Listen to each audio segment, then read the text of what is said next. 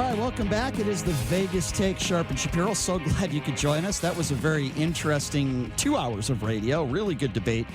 We'll take some calls coming up here in just a little bit, but this is why I love doing this show, because we could be talking about Tucker Carlson's jockstrap in one segment, and then all of a sudden we're talking about Shriners and the great work that they do and the charity work that they do. And Patrick Lindsey joining us live in studio. He is the tournament director for the Shriners Hospital for Children's Open, which is coming up September 3rd to October 6th. I think Patrick is like, what am I getting myself into? Don't worry, Patrick. We won't talk about Tucker Carlson's jockstrap, and we won't be talking about Donald Trump. I promise you that's not why we had you in studio. Anyway, thank you for being here, by the way. Absolutely. Thanks for having me. Love coming on. Isn't it incredible, Patrick, that we are so close to this tournament? It's like right around the corner. Go ahead and put that mic right up there, too. Yeah. 49 days away or 48 days away now. So, it's crazy. It's right around the corner. All right. So, I always ask you these questions as we get closer and closer to the tournament, and I want to know, what players do you have? What are some of the big names? So, I remember last year, I thought it was great that you guys got Jordan Spieth. I had never seen him play in person before.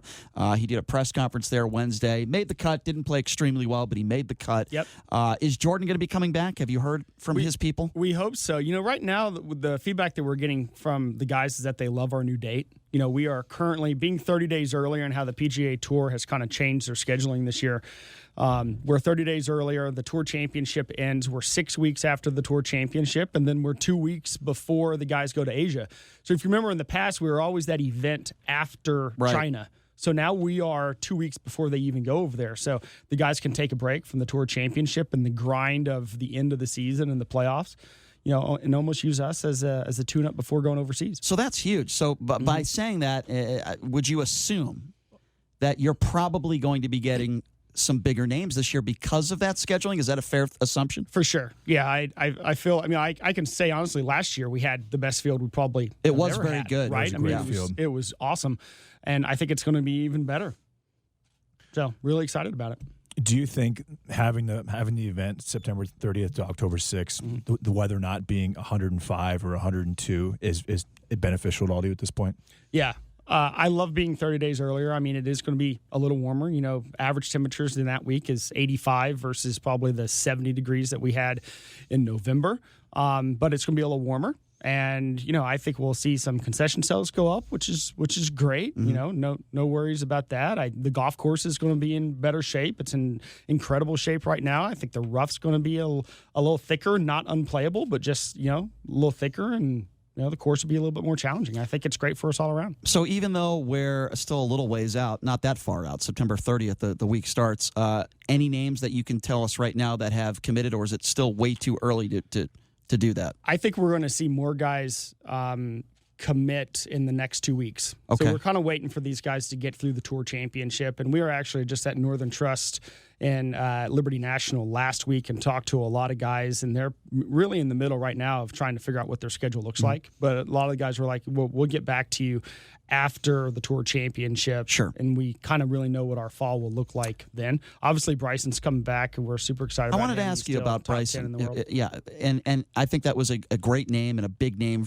and it was great for the tournament for Bryson DeChambeau to win. I think he's a great guy. He's a fantastic player. However, he has been in the news, as you know, over the course of the last week, taking several minutes to putt a 10-foot putt. A lot of people, Lee Westwood, Justin Rose, Brooks Koepka, a lot of big names on the PGA Tour went after him, and he actually responded by saying, I'm going to do a better job. He took the high road, and even some players had to apologize because they were name-calling him, which I thought was inappropriate, because he seems like a good dude. Bryson seems like a very charitable guy, a good guy.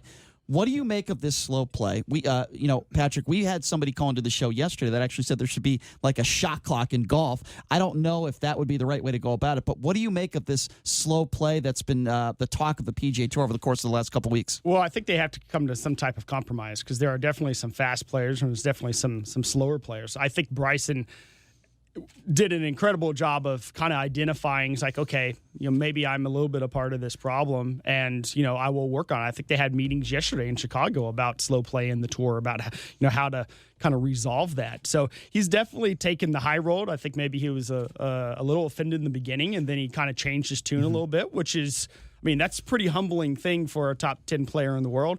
I agree. You got someone like Bryson, kind of JB Holmes gets thrown in there as well. And JB played in the tournament last year, didn't he? Yeah, he's played the last couple of years, and we would love to have JB back. I I think what the tour has to do is start enforcing what the rule or what the policy should be. Until they start doing that, this is every guy's livelihood. They're trying to be out there and win as many tournaments as possible, and they're trying to take their time to execute the best shot.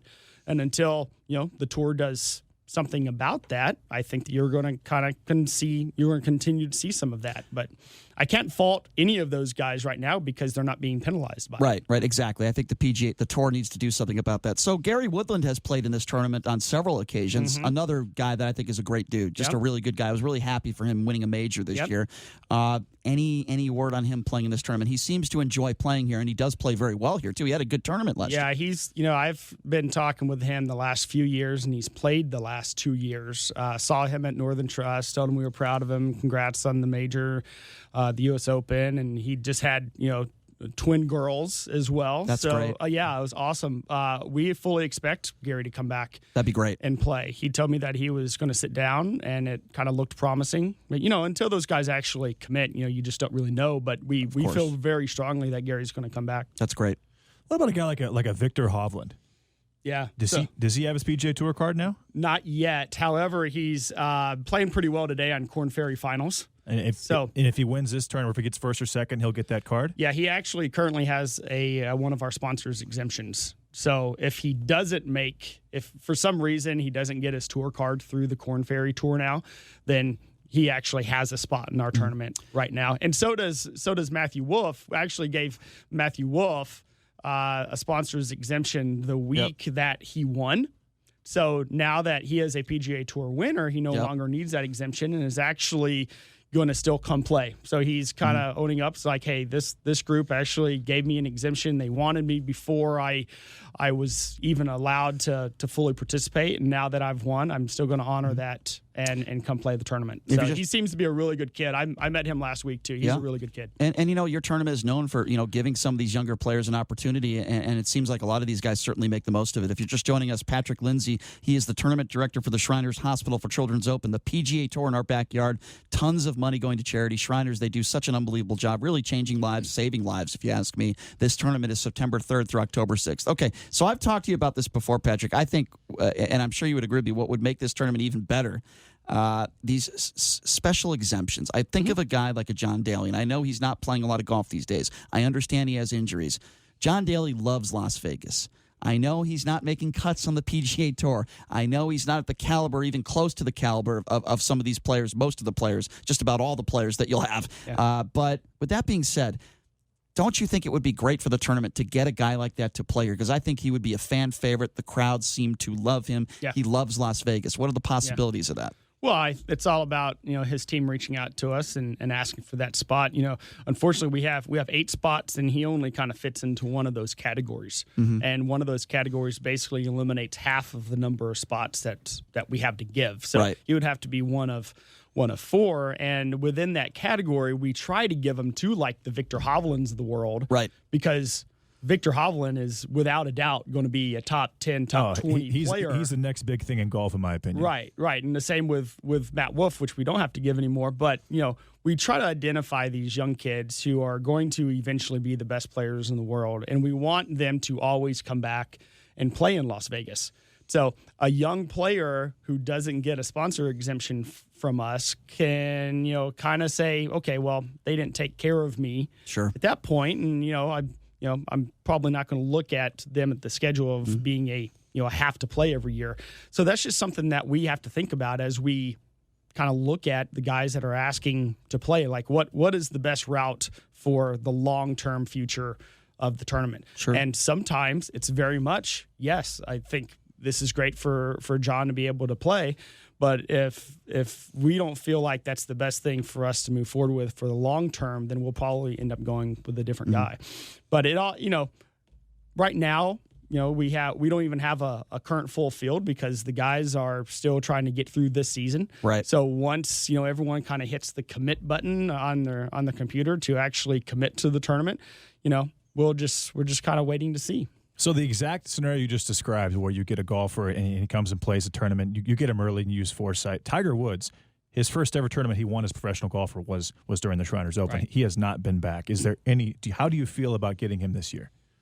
I would say, just looking at what his schedule looks like, what it has been this year. I mean, he hasn't played a lot of just regular PGA Tour events. He's played in a couple of World Golf Championship events, and he's played Jack's tournament, Arnold's tournament, and then the majors. You know, we have made asks. We are asking about Tiger.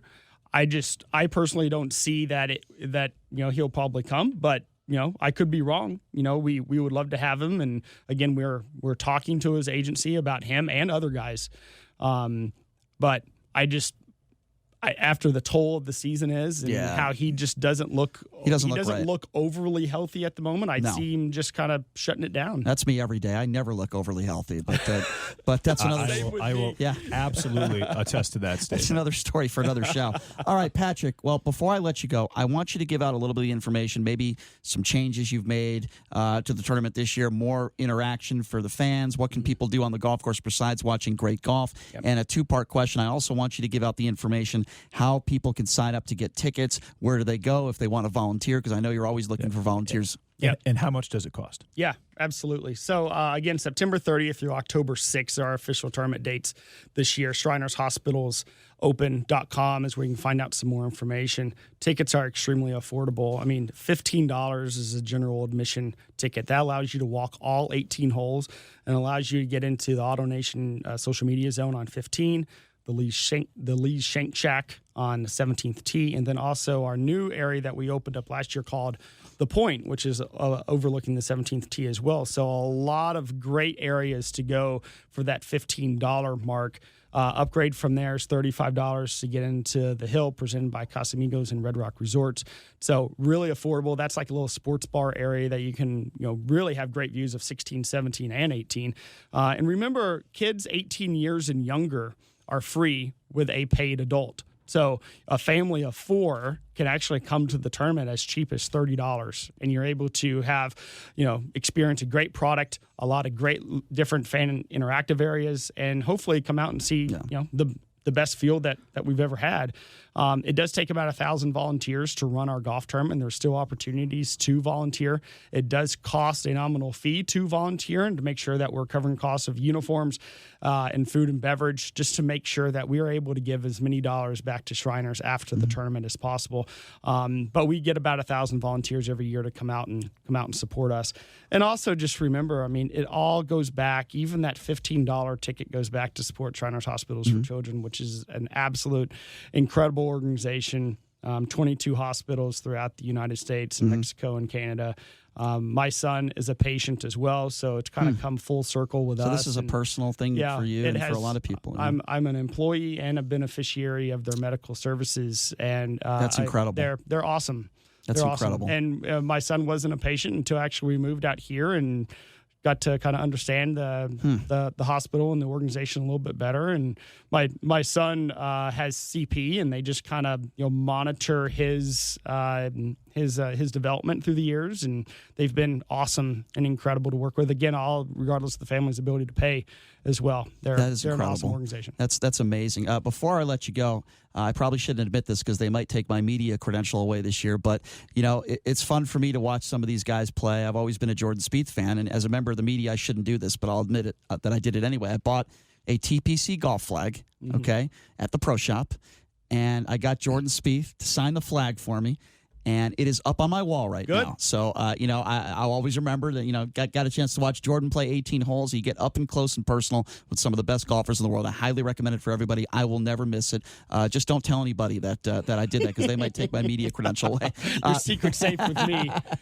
Cool. Well, Patrick, thank you so much for coming in studio. Absolutely. I want to have you on again maybe 3 or 4 weeks from now, where you can give us some of the big commits you got playing in this tournament, my man. Patrick Lindsey, thank you so much. Guys, thanks for having me. All right, appreciate it. There you go. Tournament Director Patrick Lindsey, Shriners Hospital for Children's Open, September 30th through October 6th. We're going to take a quick break. When we come back, we'll be taking some of your calls on the GCI guys phone line, which is 702-257-5396. I know we've had some people waiting patiently on hold for that. Our thanks to Patrick for coming in. We'll take a quick break. We'll be back right after this. Patrick. You're listening to the Vegas Take on the all-new 101.5 FM, 720 AM KDWN. Are you ready for a Mesquite golf getaway, but thought you couldn't afford it? Well, then the Casablanca Golf Club in Mesquite, Nevada is just right for you. Now through October 4th, for just $45, you get a round of golf, a free buffet at Virgin River Casino, and a sleeve of golf balls. And it's still only $45. a golfer's paradise just minutes away. Bring a friend to golf with you. Heck, at that price, you can bring 3 friends for a foursome. The Casablanca Golf Club is open late this summer. Tee off as late as 3 p.m. The Cal Olson designed Casablanca Golf Club offers a new experience on every tee. With 5 sets of tees, it allows golfers of all skill levels a fair chance on this championship golf course. Book your $45 summer golf special today. Call the Casablanca Golf Club at 702-346-6764. The Summer Golf Special in Mesquite, Nevada. It's just like Vegas used to be. So how's your boy doing in school? Not so good. His grades are getting worse, and all he does is play video games, and when I finally get him to do his homework, he says he doesn't understand it. Oh, that sounds like my daughter. Well, not anymore. What do you mean not anymore? My daughter started going to the Infinity Math Institute about 3 months ago. I sent her there as a punishment because she got an F in math. Boy, was she mad at me. But 1 week later, she was talking about how much she liked it. Now she has an A in math, and all her other grades have gone up too. Get out of here. That sounds too good to be true. I know, but it is true. When I went down there to check it out, I couldn't believe how nice everything was and how everyone was so nice. I never knew anything like this even existed. I went to another tutoring place, and they were too expensive. It didn't help all that much. Infinity must be super expensive. That's the craziest thing. They're less expensive than any of the other places and so much more effective. You should call them. They even have scholarships for families with financial struggles. Tell them Sharp and Shapiro sent you for a discount. I will. What's their number? 702-768-1777. That's 768-1777, or you can visit them at themathinstitute.com. Don't get more math problems, get solutions. Listen to 101.5 FM, 720 AM KDWN, wherever you have an Amazon Echo device. Simply enable the KDWN skill on your Amazon Alexa app. Then say, Alexa, open KDWN. Thank you for opening KDWN. You can choose Play Live Stream. On the air, on the web, on the KDWN app, and now on your Amazon Echo, 101.5 FM, 720 AM. Thank you for listening to KDWN. Sean Hannity, only on 101.5 FM, 720 AM. Every time you rely on government to take care of what you think is a need, every single time you are giving up liberty, you are giving up freedom, and you are handing power over to people that want you dependent. And you've got to understand, that freedom goes away very quickly. Sean Hannity, weekdays noon to 3 on 101.5 FM, 720 AM, the talk of Las Vegas. 101.5 FM, 720 AM, the talk of Las Vegas. All right, welcome back. It is the Vegas Take, Sharp and Shapiro. I did promise we would get to some phone calls, and we will do that. The GCI guys' phone line is 702-257-5396. Again, if you want to be a part of the discussion, that number is 257-5396. It has certainly been a very lively day here in studio, and a lot more to get to. Coming up at the bottom of the hour, we will be speaking with Mike Babcock from TMZ Sports. The reason for that, JD, do you know why we're having him on today? Tell me, Brian. Well, a very famous I would like to MMA know. fighter. Have you heard? An Irishman knocking somebody out. What's his name, JD? I believe his name is Take a guess. Conor McCheapshot against an older person. You are correct. It is Conor McGregor. It is video that you will not believe. TMZ broke the story last night. Conor McGregor physically assaulting an elderly man at a bar. It is shocking. It is unbelievable. So we'll get to that coming up here in just a few minutes. But like I said, I did promise I'd get to a few calls. So let's get to Tony, who's been waiting very patiently on hold. Tony, thank you for waiting. How are you? What's up, Tony? Oh, good. I'm just out here looking for tortoises. I'm a biologist. Fair enough. What's on your mind? Oh, yeah. I just wanted to talk about the gun control debate. I just wanted to make a comment maybe on how to bring people together on the subject. Sure. Let's hear it. Mostly, I would just like to incentivize being a good guy with a gun. I own a few, and it'd be nice maybe to have like a tax break since I have to carry one, to protect myself, I guess. I mean, that would be great to, when you purchase a gun, say, hey, would you like to be a good guy with a gun and get a tax break? He's saying like he's saying like Geico does with safe driving records. They take money off. The same thing would be applied with your taxes for the government. I mean, it's not a terrible idea, Tony. It's not a terrible idea, but Tony, do you think this is the climate after all these mass shootings and a lot of people like myself calling for some of these weapons of war to be off the streets? Do you think this is the right time to give people more incentives to buy guns in this climate? Right, exactly. It's kind of counterintuitive, but I thought maybe instead of digging in on each side. I thought it would be something to bring people together. Like I said, good guy with a gun. Tony, what kind of guns do you have? Tony, what kind of guns do you own? Let's see, AK-45. All right. Shotgun. All right, so you got some serious weaponry there. Okay, well, listen, Tony, it's something to think about. We'll call it a minor armory. I don't think it's going to happen, Tony. And by the way, I do appreciate hearing from you. I appreciate the call. I just don't think that's going to happen because I think we're in a very different times right now with all these mass shootings. I don't think it's the right time to give people incentives to buy guns. At least that's just my opinion, whether you're a law-abiding citizen or not. I just don't think it's the right time. 257-5396. Brady, you're next. What's going on? What's up, Brady? Good morning, guys. I wanted to bring up how you felt about what Israel did to two of the Fugly Four and banned them from coming in. Okay, well, hold on. Let me just, Brady, let me stop you there. Why would you refer to them as the Fugly Four? Why would you talk about their looks? Do you refer to Donald Trump as ugly? Because the reason I do is because they're half of the hateful eight. All right, well, let me ask you a question. Who do you think is more attractive, Ocasio-Cortez naked or Donald Trump? Why don't you answer that question? Melania Trump. That's not what I asked you. Who do you think is more attractive, Donald Trump or Ocasio-Cortez? We're just basing it on looks. Who do you think is more attractive? I can't say nothing because you might find that offensive to No, I want you to answer the question honestly. You just called them the Fugly Four. Who do you think? I'll ask you for the third time. Who do you think is more attractive, Ocasio-Cortez as a female or Donald Trump as a man? Answer the question. Okay, I'll go with Wilbur. So you're not going to answer the question, you're not going to be honest, but it's okay for you to call 4 women in Congress fugly. Yeah, I'm also a fan of Wilbur the Pig. Brady, do you understand you lose credibility when you say something like that? If you want to talk about policy and ask me a question about Israel, I'll give you an answer, but I'm not going to answer it until you understand when you call 4 women in Congress, regardless if you disagree with their political affiliation or their policy fugly, you sound like an idiot. Do you understand that? Well, you know what? I'm not a big fan of Sharia law. That's fine. I'm not a big fan of men that are chauvinistic pigs. So he's saying that they are morally fugly, not No, physically that's not fugly. what he said. I know exactly what Brady's referring to. Kind of both, Ron. Okay. Well, first of all, his name's not Ron. It's JD. And My name is Jeff. That's fine, okay. Barry. So if you want to answer, if you want me to answer your question, I will. But Donald Trump is disgusting inside and out, okay? He's got man boobs. He looks like an orange. That's what he looks like, okay? So don't you start talking to me about the looks of Ocasio-Cortez and those 4 people because Donald Trump is disgusting, okay? He's a disgusting person. He eats his KFC every day. He probably weighs 300 pounds. He is the epitome of not being healthy, okay? Ocasio-Cortez, listen, regardless, I don't like to rate women on looks, but if you're going to call somebody fugly, I'm going to tell you something. Those 4 women are far more attractive than Donald Trump. Let's just call it what it is, Brady.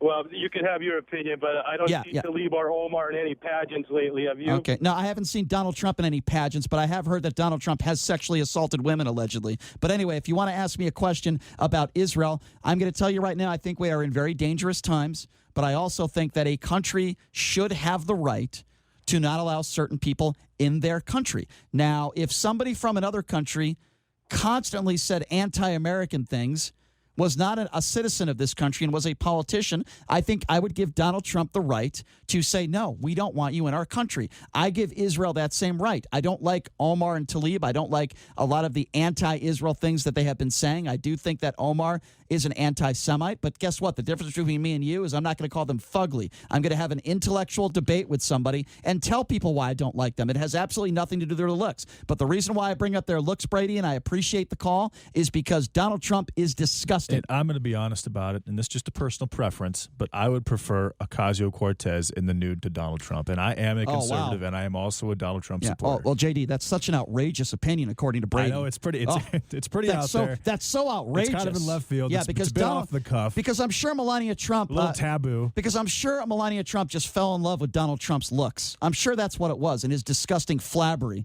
the whale in chief. Don't you talk about Democrats and talk about looks if you're gonna keep quiet about Donald Trump. The man is absolutely disgusting, Brady. And quite frankly, when you're going to ask me a question like that with all the serious stuff that's going on in the world, and you're going to ask me that, and you start the question by calling the fugly floor, you sound completely ignorant and stupid, and we got to take a break. In all fairness, Bernie Sanders, Joe Biden, they're all probably disgusting. And I would never talk about their looks. I would never do that. Have you ever heard me do that? I would never do that. He brought it up, so you better come corrected, as they said in many of rap videos. You better come corrected next time. Don't start off with the fugly four. We'll take a quick break. We'll be back right after this. You're listening to the Vegas Tape.